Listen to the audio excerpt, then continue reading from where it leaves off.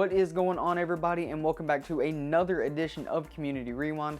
I'm your host, Alex Mead, and once again this week we have a ton of stuff to get to, so let's just go ahead and get that ball rolling. COVID-19 has vastly changed the way that we view a lot of different things around our country, and around the world even, and one of those changes that we see differently is the medical field, and we have an influx of students trying to get into that medical field in a lot of different capacities. A few weeks ago, we got to talk to the School of Nursing to get their take on how things are changing in and outside the classroom. This week, we're taking another look at another medical side of things in the Limited Medical Radiography program with the director of the Limited Medical Radiography program, Michelle Eastham. I've been in this position since March of 2019, but I've been with Campbellsville University as an adjunct instructor since the summer of 2018. The Limited Medical Radiography program is a one-year certificate program where students learn how to take diagnostic radiographs on patients, and once they finish our program, they will have completed classroom work, X-ray laboratory work, and clinical work, and they'll be able to sit for a state licensure test and obtain a radiation operator's license in the state of Kentucky, and they can then become employed in clinics and doctors' offices and orthopedic clinics and sports medicine clinics and those type of places. The structure of the Limited Medical Radiography program was classroom work and laboratory work, which laboratory is right beside our classroom. We have a fully energized X-ray laboratory. So for the first semester, the students are strictly there in the classroom and in the laboratory. And then after the first semester, the students then also continue to come to class and lab, but then they incorporate clinics as well. And so X-ray is very much a mixture of theory and hands-on. So we learn theory as in being things like radiation physics and anatomy and physiology and those basics that are required for students to know before they go into hands-on. And then hands-on is actually applying all of that didactic knowledge into developing radiographs for patients. We didn't miss a beat, so to speak. So when the university changed over to the distance learning and the virtual learning, my instructor was ready to go that very next day. And so we've stayed on track and completed the coursework virtually. She's used Skype and Zoom and then would mail packets out to the students if they needed worksheets and that type of thing. So I'm really thrilled about that part because I was worried in the beginning how that would affect the students being able to finish the program. But they will finish on time. One of the obstacles that we had in our program is that student clinical affiliates are outside affiliates. Clinics and doctors' offices and that type of thing in our area, we have over 22 clinical affiliates. And with the COVID restrictions, they were not able to accept students during that time. And so there was a period of time when the students could not go to clinics, but we have since been able to return to many of the clinics and the students are finishing their work. So we will finish our first cohort of students the week of August the 1st. So our enrollment numbers have increased for the fall. And we also are opening the LMR program at the Harrodsburg campus. And so we've had a great amount of interest, especially in the last couple of weeks.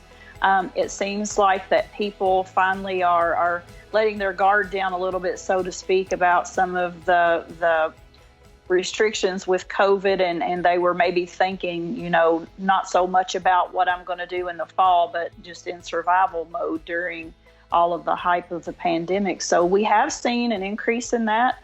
Enrolled several students in the last 2 weeks, and there is a great influx in the medical profession and in all of the allied health professions. The collaborative effort that many of our programs, have come through in order to accomplish things that might have seemed impossible in the beginning of this. We came up with ways to do things virtually, to teach blood pressure and skills virtually, which is very different than we could do face to face. So I'm proud of that within our programs that we've been able to pool resources. We meet regularly and talk about things that we can do to improve, things that we can offer students, or maybe one person comes up with an idea that might work for another program. So we've been able to put our critical thinking caps on and continue to offer what the students need at the Campbellsville University Allied Health programs.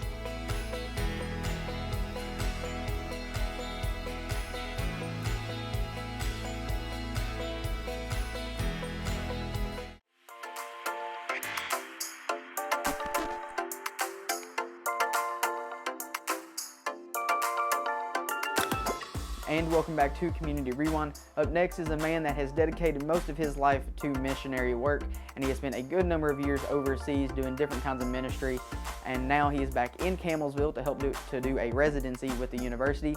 And his wife was a graduate of Campbellsville, and his daughter is soon to be a Campbellsville University Tiger this coming fall. Stan met her. Serving in Brazil since 2004. So 16 years on the field in Brazil. We have about 2 years of other missionary experience as well.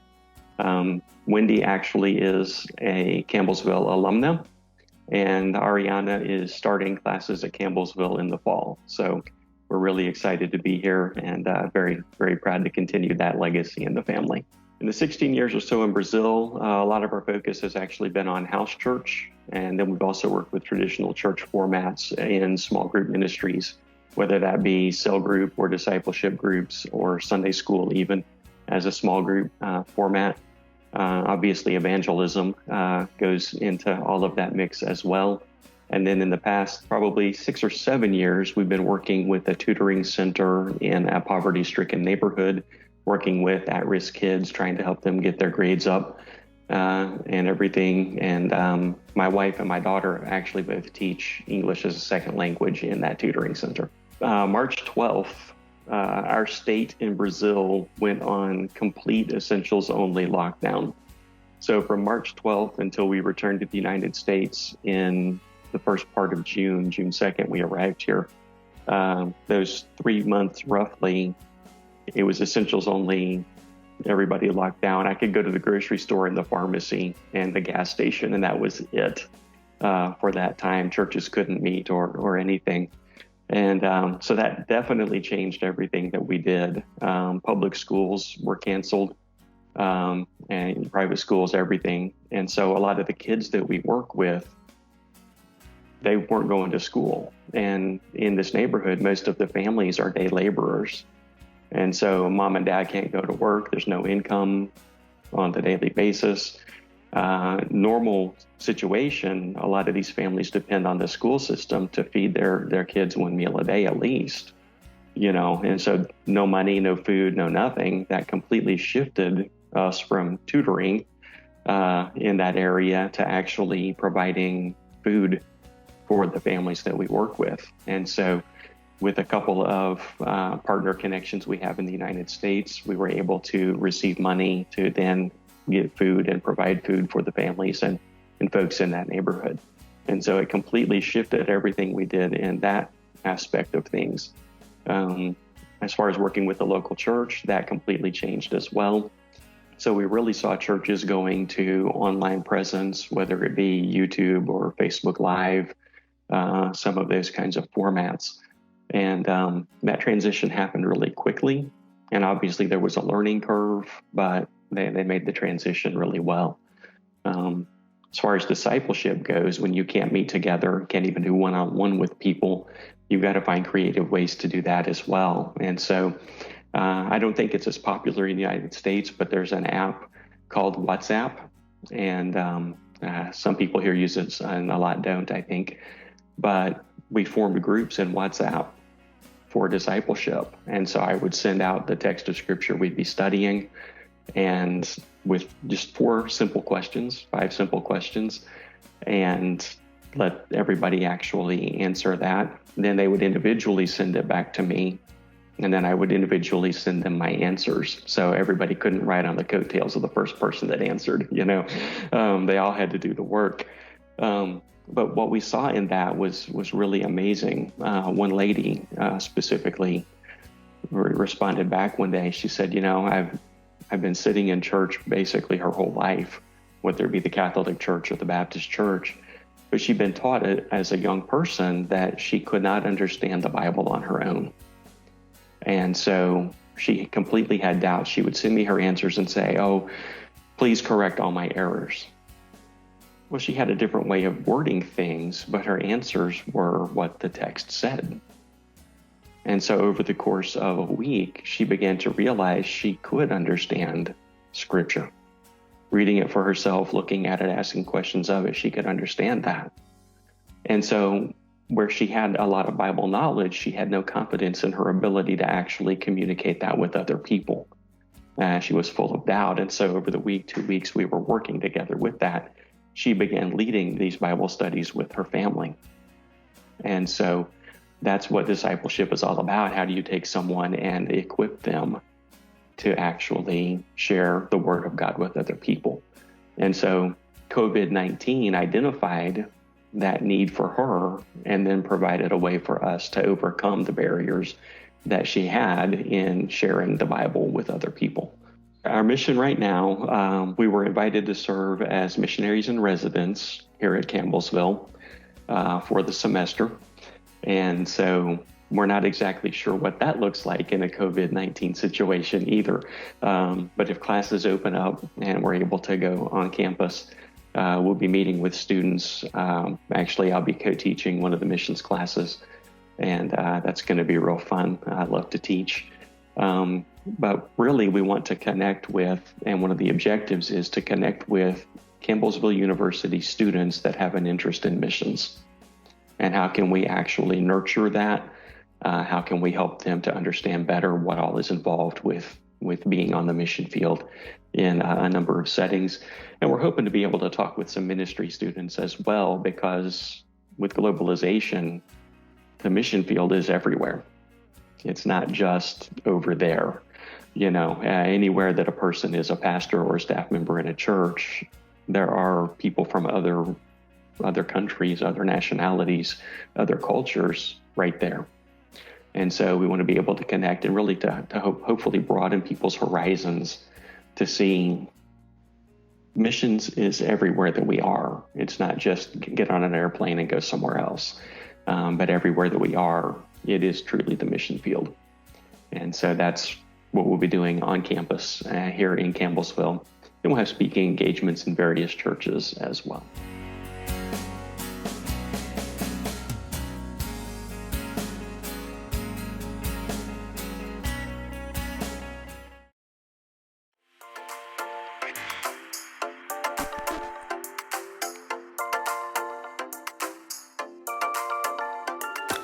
And welcome back to Community Rewind. We're only halfway. We still have a lot more to come today.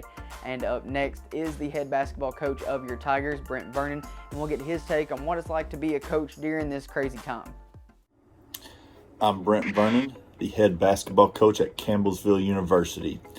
This has been a very interesting last month and a half, 2 months with COVID-19 taking place. Last Saturday was graduation, so we would have had a month and a half or so where we would have been able to be lifting weights as a team, conditioning, start working with the guys returning for next year to improve that and be a little bit more prepared.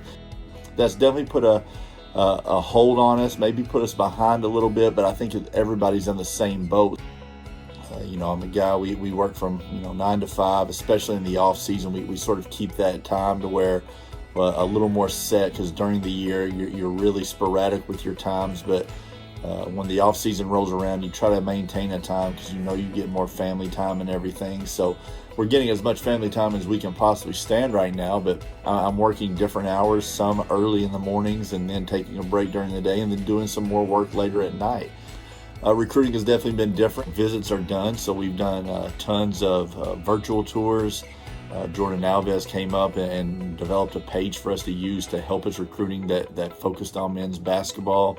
And we're just trying to be creative as possible and getting to know these guys as well as we can to make them feel comfortable. You can easily do some more Zoom meetings in different situations and stuff like that, but I think for us to be as successful as we need to be, we need to get back to where we were prior, and that's just building relationships and getting face-to-face with all these people. And whenever we can get our guys back on campus, getting into the weight room and doing stuff as a unit to prepare for the upcoming season. We're looking forward to it. We're excited, and we're hoping that everything is going to be on track in the fall, because we're really ready to get everybody back on campus.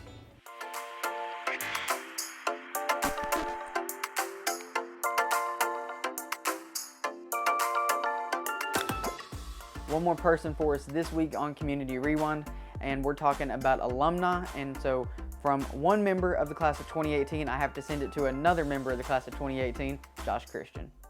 So I originally came to Campbellsville because I felt that I wanted to do something in ministry. And coming to Campbellsville, I was in a load of classes my first semester that were like theology based. I was at Hardin one day, and someone that I had never met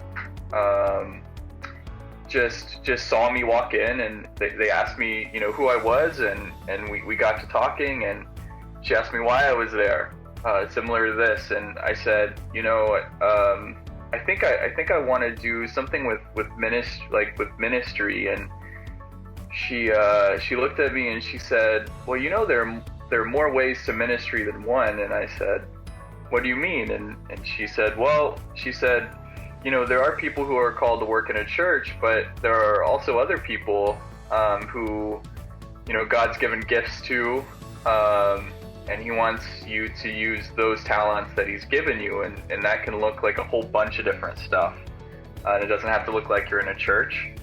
And that kind of hit me in the head really hard. I felt like I had just walked into a door or something, and so I sat with that for a while, for a long while. And a couple of weeks passed after thinking about it, and I was sitting there journaling, and I was writing, and I thought, what is it that I want to do more than anything? What is it that I feel like I have a talent to do? What does it feel like that I've always been driven to do? And it really was writing, communicating through the written word, and sharing my thoughts, sharing my imagination, creativity with people. That was something I've done since I was a child, and so I kind of looked down. And then there was a journal in front of me, and I was writing, and I was like, oh, wow, it kind of answered my own question. It's funny how that happens. And so I jumped into majoring in English. While I was at Campbellsville, I really got to talking to the English professors, and one of the things that I really wanted to pursue was creative writing, which everyone kind of knows as novelists or fiction writers. So from fantasy like Harry Potter, the Lion, the Witch, and the Wardrobe, the Chronicles of Narnia, to I don't know, The Catcher in the Rye, classics like that. That kind of all encompasses that. But there's also poetry and playwriting and all of this stuff. So they kind of label it in academia and the university setting as just creative writing. It could mean any of those genres, but I found a real love for expressing myself through creating worlds, building worlds in these small spaces of a page, and I really gravitated towards those professors who were also doing that. So Dr. Nathan Gower and David Harrity, Dr. Susan Wright, Justy Engel, those were the people that really were doing the creative writing work, and so I saw that there was maybe a path, and asking around, I kind of found that there were a couple of different routes you could go, but I decided to apply to Master of Arts programs in English. And something that I feel like I sort of figured out at Campbellsville was that, while there's some people's some people's calling is to speak truth, to shepherd a body of people, to really lean into what the Bible teaches. I feel like there can be a joint calling for those who are the creatives, and that joint calling, that I've come to understand it, is to bring the beauty that is love, and that is just, I think, all in terms of heaven, just like sheer beauty to the world. And I think you can do that in multiple ways, through the relationships you build, through, you know, your job that you have, through the little acts that you actually do. And I've come to understand that in all of those things.